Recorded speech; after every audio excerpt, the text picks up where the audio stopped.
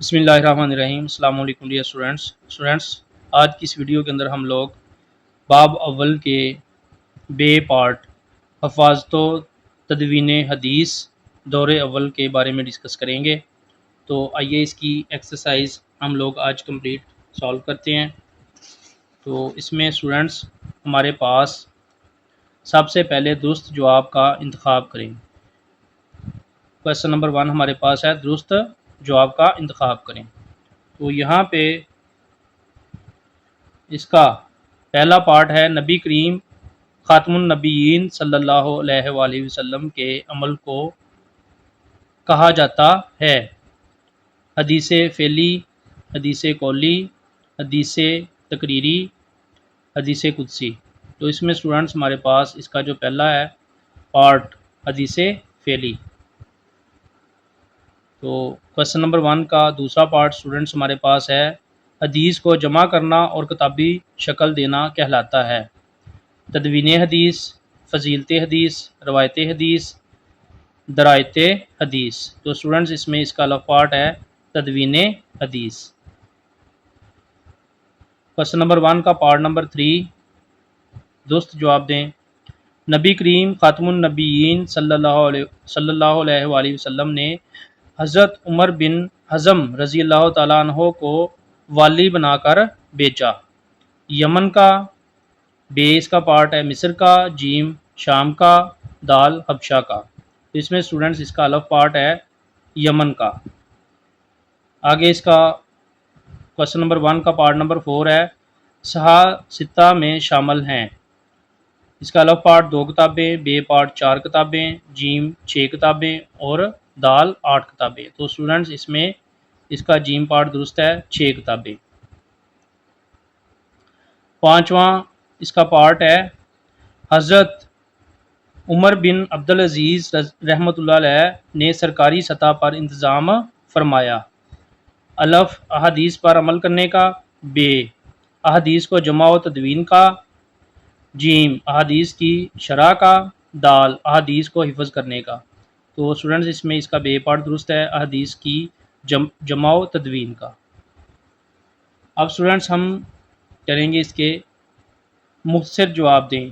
Question number اس کا 2 ہے مختصر جواب دیں۔ اس میں اس کا پارٹ 1 ہے حدیث کے معنی و مفہوم بیان کریں۔ حدیث کے معنی و مفہوم بیان کریں۔ تو یہاں پہ اسٹوڈنٹس ہم لوگ پارٹ نمبر کویسچن نمبر 2 کا پارٹ نمبر 1 دیکھتے ہیں۔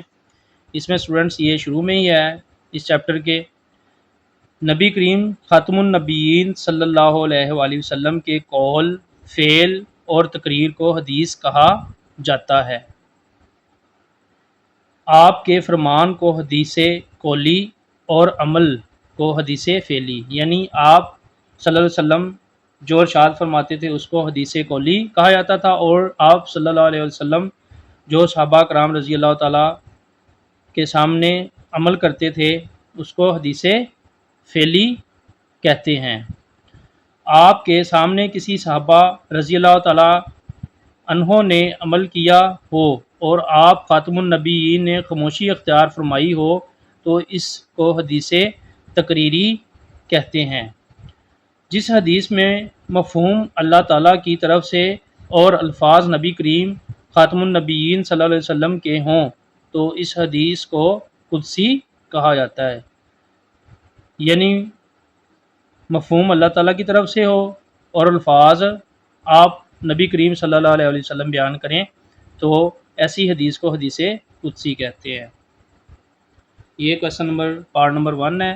اس کو یہاں سے لے کے آپ لوگ اسٹوڈنٹس شارٹ بھی کر سکتے ہیں یہاں تک، اور اس کو آگے یہ یہاں سے لے کے یہاں تک بھی کر کے اس کے بعد یہاں سے یہاں تک کر سکتے ہیں، اور یہ سارا بھی یہاں سے لے کے یہاں تک کمپلیٹ آپ لوگ اس کو کر سکتے ہیں یاد۔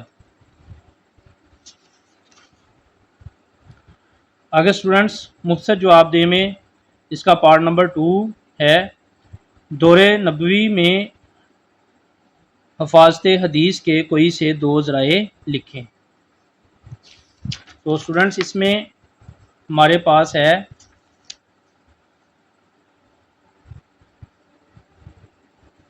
یہ اس کا یہ آنسر ہے۔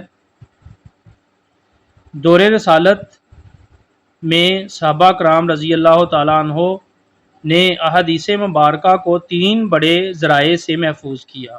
وہ 3 بڑے ذرائع کون سے ہیں؟ جن میں انہوں نے احادیث مبارکہ کو حفظ کیا، یعنی زبانی یاد کر لیا، لکھ لیا، کسی جگہ پہ لکھ لیا انہوں نے، اور اس کے مطابق عمل کر کے احادیث کو محفوظ کیا۔ تو یہ کویسچن نمبر 2 کا شارٹ آنسر ہے۔ آگے اسٹوڈنٹس،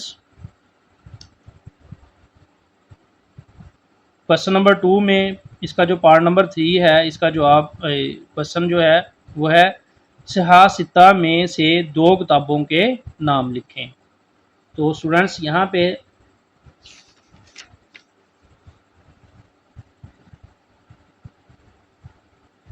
یہ ہمارے پاس صحاح ستہ کی جو 6 کتابیں ہیں ان کے بارے میں لکھا ہوا ہے: صحیح بخاری، صحیح مسلم، جامعہ ترمذی، سنن ابن داؤد، سنن نسائی اور سنن ابن ماجہ۔ ان میں سے آپ 6 کتابیں ہیں، ان میں سے آپ کوئی بھی 2 یاد کر سکتے ہیں اس کویسچن کے شارٹ آنسر کے طور پہ۔ کویسچن 3 تفصیلی جواب دیں۔ جمع و تدوین حدیث پر تفصیل سے روشنی ڈالیں۔ تو یہ ہمارے پاس اس کا 3rd پارٹ تفصیلی کویسچن ہے، تو اس کا ہم دیکھتے ہیں آنسر۔ تو یہاں پہ اسٹوڈنٹس اس کا آنسر ہے، یہاں سے سٹارٹ ہو رہا ہے: نبی کریم خاتم النبیین صلی اللہ علیہ وآلہ وسلم کی احادیث مبارکہ کی جمع و تدوین، یعنی جمع و تدوین کا مطلب ہے جمع کرنا احادیث کو اور ان کو کتابی شکل دینا۔ احادیث مبارکہ کی جمع و تدوین کا آغاز عہد رسالت ہی میں ہو گیا تھا، یعنی آپ صلی اللہ علیہ وسلم کے رسالت کے دنوں میں ہی ساتھ ساتھ ہی حدیث مبارکہ کو جمع کیا جاتا اور کتابی شکل دے دی جاتی تھی۔ حدیث کی جمع و تدوین میں خود نبی کریم خاتم النبیین صلی اللہ علیہ وسلم کی سرپرستی اور رضامندی شامل رہی ہے۔ نبی کریم خاتم النبیین صلی اللہ علیہ وسلم خود اس بات کو پسند فرماتے تھے کہ آپ کی بات کو سنا جائے، ذہن نشین کیا جائے، یعنی یاد کر لیا جائے زبانی، اور محفوظ کر لیا جائے۔ اسی وجہ سے آپ خاتم النبیین صلی اللہ علیہ وسلم ٹھہر ٹھہر کر گفتگو فرماتے، یعنی آہستہ آہستہ بات چیت کرتے تاکہ سامنے والا اسے اچھی طرح سمجھ لے اور یاد کر لے۔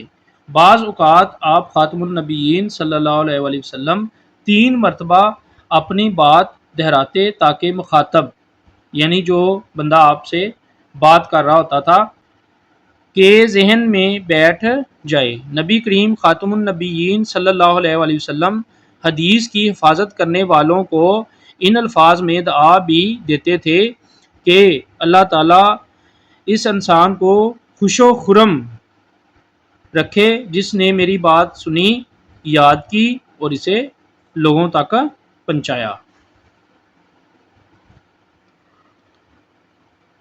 آگے یہاں سے اس کا باقی آنسر ہے: بعض صحابہ کرام رضی اللہ تعالیٰ عنہ کے پاس احادیث نبویہ کے ذاتی نسخے بھی موجود تھے۔ صحیفہ صادقہ دور رسالت ہی کا مجموعہ احادیث تھا۔ صحیفہ صادقہ جو ہے ایک مجموعہ کا نام ہے جو حضرت عبداللہ بن عمرو بن عاص رضی اللہ تعالیٰ عنہ کا مرتب کردہ تھا۔ اس کے علاوہ حضرت ابو ہریرہ، حضرت علی المرتضیٰ اور حضرت عبداللہ بن مسعود رضی اللہ تعالیٰ عنہ کے پاس بھی احادیث مبارکہ کے تحریری نسخے موجود تھے۔ صحابہ کرام رضی اللہ تعالیٰ عنہ کے بعد تابعین کے دور میں احادیث مبارکہ کی جمع و تدوین نے ایک منظم تحریک کی شکل اختیار کر لی۔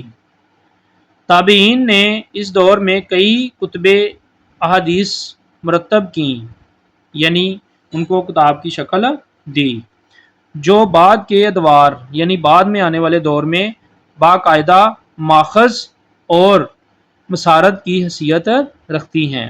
احادیث نبویہ کی جمع و تدوین کے حوالے سے یہ تمام کوششیں ذاتی نوعیت کی تھی، یعنی یہ تابعین اور صحابہ کرام رضی اللہ تعالی عنہ خود ہی اپنی ذاتی کوشش کے ساتھ یہ سارا کام کرتے تھے۔ سرکاری سطح پر جمع و تدوین کا سلسلہ حضرت عمر بن عبدالعزیز رحمۃ اللہ علیہ کے دور میں شروع ہوا، اس سے پہلے ذاتی طور پہ ہی یہ سارا کام کیا جاتا تھا۔ جمع و تدوین حدیث کی تحریک کو اوج کمال یعنی یہ کمال پہ یعنی بہت زیادہ تیزی کے ساتھ تک پہنچانے کا اعزاز امام مالک رحمۃ اللہ علیہ اور صحابہ ستہ کے مؤلفین کے سر ہے۔ موطا امام مالک، صحیح بخاری، صحیح مسلم، جامعہ ترمذی، سنن ابن داؤد، سنن نسائی اور سنن ابن ماجہ اسی دور کی یادگار ہیں۔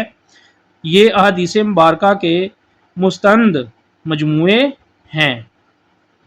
حدیث نبوی کی جمع و تدوین کے ذرائع میں حفظ کتابت کے بعد تیسرا ذریعہ امت میں سنت نبویہ کا عملی طور پر جاری رہنا ہے، جس کا حکم قرآن مجید میں موجود ہے۔ پوری امت کا اس بات پر اتفاق ہے کہ قرآن مجید کے بعد احادیث مبارکہ ہی ہدایت اور رہنمائی کا ذریعہ ہیں۔ اللہ تعالیٰ نے قرآن مجید میں حکم فرمایا، سورہ حشر آیت نمبر 7 ہے، ترجمہ: اور جو کچھ رسول خاتم النبیین صلی اللہ علیہ وسلم تمہیں عطا فرمائیں تو اسے لے لو، اور جس سے تمہیں منع فرمائیں تو اس سے رک جاؤ۔ جمع و تدوین حدیث کی پوری تاریخ پر نظر ڈالنے سے واضح ہوتا ہے کہ اللہ تعالیٰ نے قرآن مجید کے ساتھ حدیث نبوی خاتم النبیین صلی اللہ علیہ وسلم کی حفاظت کے بھی خصوصی اسباب مہیا فرمائے ہیں، تاکہ قیامت تک اہل ایمان اس پر عمل پیرا ہو کر دنیا و آخرت میں کامیابی حاصل کر سکے۔